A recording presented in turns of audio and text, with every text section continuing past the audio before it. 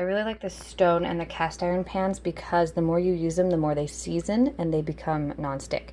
So this is my cool little spritzer that I got off Amazon for like 10 bucks. So you just fill it with whatever oil you like. Mine's just olive oil.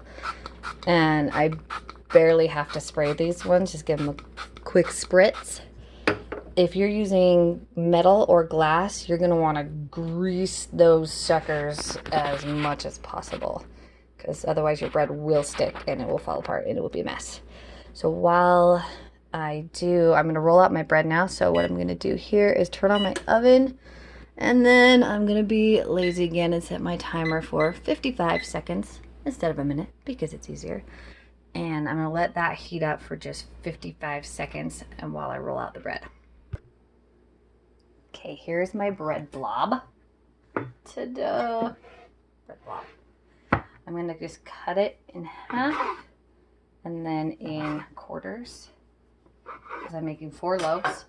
So the recipe that I'm gonna post is actually for 2 loaves, but we always make 4. So you're just gonna cut it into however many loaves you're making. And then I'm gonna roll them into these little balls just so that I can see if they're the same size.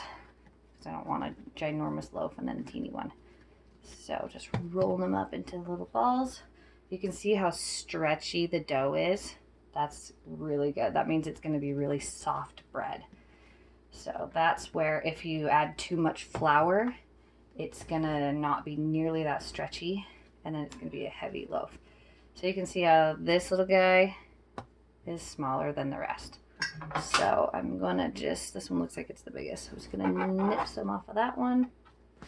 Maybe a little off of this one. And then I'm gonna move the rest of these guys over here while I roll it out.